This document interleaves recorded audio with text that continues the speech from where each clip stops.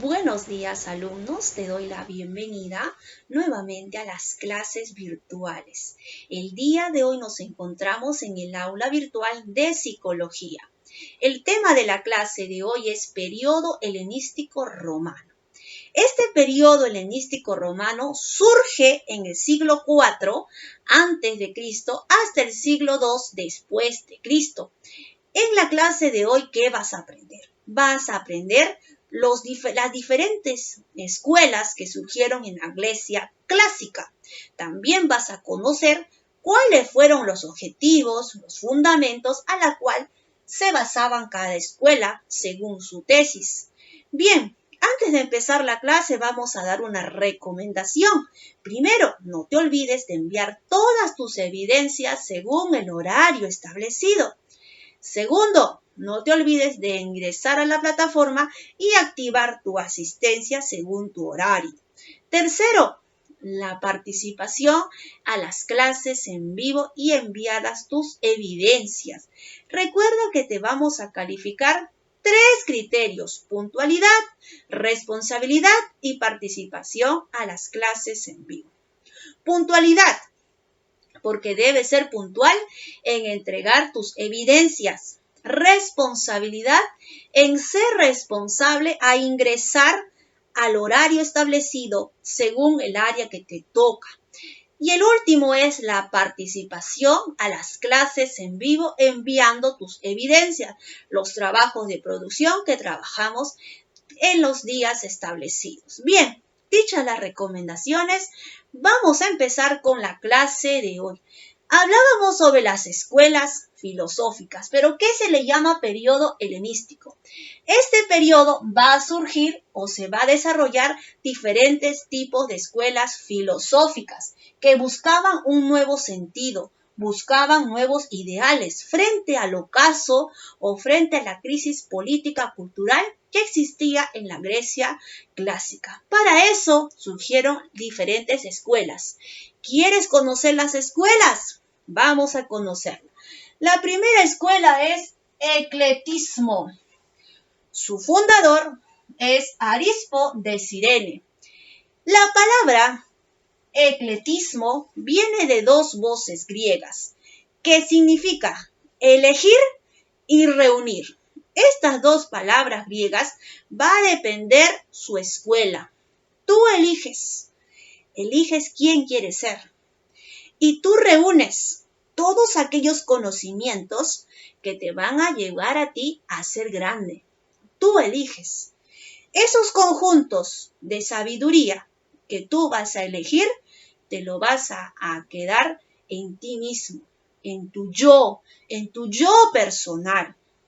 Entonces, eclecticismo viene de elegir y también de reunir. Él suponía reunir todos los conjuntos de sabiduría, cuál era mejor, cuál me conviene y cuál no. Entonces, su tesis se basa en el fin de la vida. Tú eliges y tú reúnes. Otra escuela tenemos epicureísmo. Como también esta escuela lleva el nombre de su fundador. Su fundador es Epicuro. Esta tesis nos habla del conocimiento del hombre. Por ejemplo, el conocimiento te va a liberar a ti, al hombre, de la ignorancia. Mientras tú más lees, más te llenas de conocimiento, vas a erradicar la ignorancia, vas a botar todo lo que no sirve, todo lo que a ti no te conviene, a través del conocimiento. Mientras más estudias, más vas desarrollando tu conocimiento. Otra escuela tenemos cinismo. El cinismo, vamos a ver, que va a despreciar todas aquellas creencias profesionales, como por ejemplo, profesionales de especialización, como por ejemplo la matemática, la física y la metafísica. Esta escuela desprecia todas esas ciencias. Él dice, a mí no me sirve la matemática, la física ni la metafísica, dice el cinismo. Entonces, el cinismo, su fundador es Antístenes y también Diógenes de Sinope. Él dice, a mí la matemática, la física, la metafísica no me sirve, son creencias. Para mí mi fundamento, decía él, es la felicidad y la virtud. A mí no me sirve la matemática, decía. Si yo, ¿qué me sirve saber las fórmulas de la matemática si yo no he descubierto la felicidad ni tampoco la virtud? Él decía que la virtud es lo mejor que tiene el hombre y la felicidad para lograrlo. Entonces se basa en la felicidad y la virtud, que es un desdén por las normas sociales.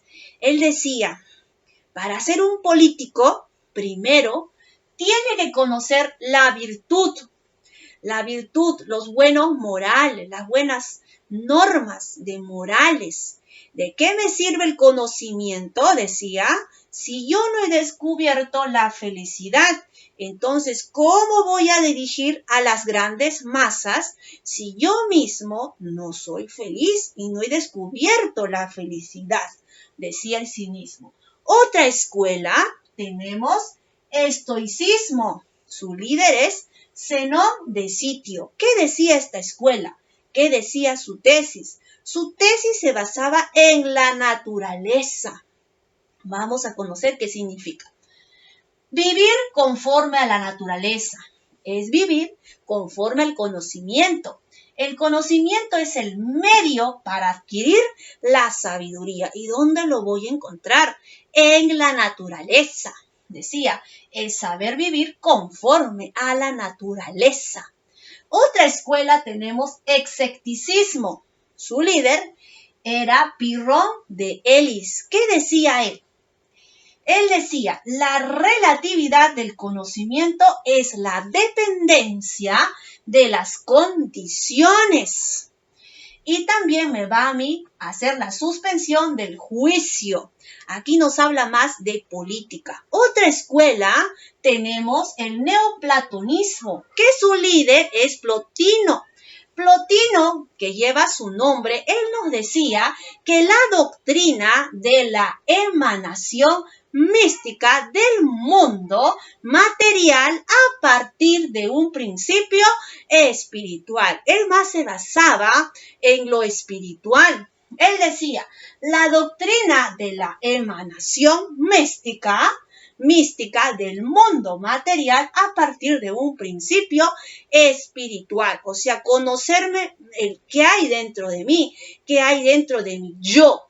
Él valoraba más lo interior, lo espiritual. Por eso muchos de los filósofos decían que para que dirija la política debería ser un filósofo. Un filósofo debería ser político. Él decía que la sabiduría es que los filósofos deberían dirigir las grandes masas. Ese era su fundamento.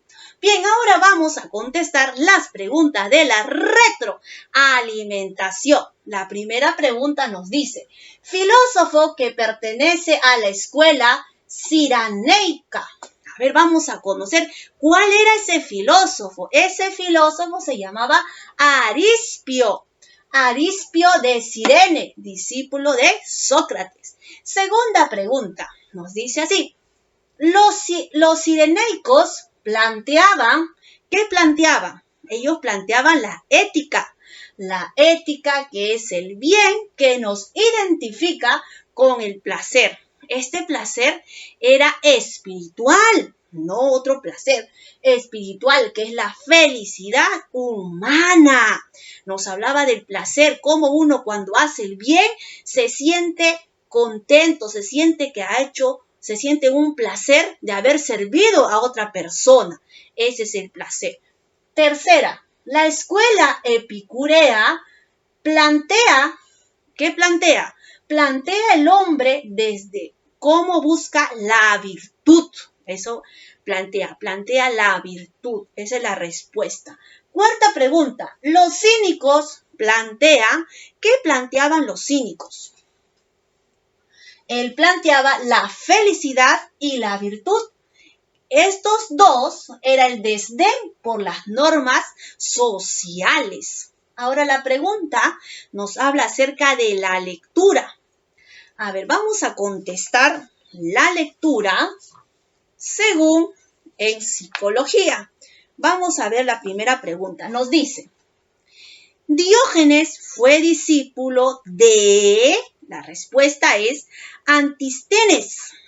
La segunda pregunta nos dice, escribe un breve comentario de la anécdota número 3. Es una lectura bien larga, pero bien interesante, donde nos habla de las aventuras de dos filósofos, que uno era el maestro y el otro era su discípulo, que quería conocer, investigar, quería dar a entender, ¿no? A través de la filosofía. A ver, vamos a ver qué dice el anexo 3. Nos dice, Diógenes de Sinope fue un discípulo, este es un paréntesis, de Antístenes. Él veía cómo se burlaba cuando él hizo su primer discurso y la gente se burlaba de él. Entonces, como se burlaba, él empezó a propósito a tararear. Esa es la respuesta. Vamos con la siguiente pregunta. Dice así, escribe un breve comentario de la anécdota número 4. ¿Qué decía la anécdota número 4? La turba aprovechó en hacer una comelona en nombre de sus dioses. Aquí se encontraba un grupo de personas y estaban dedicando a sus dioses diferentes peticiones. Entonces ahí empezaron a comer diferentes comidas. Por eso lo llama, empezó la comelona. Decía.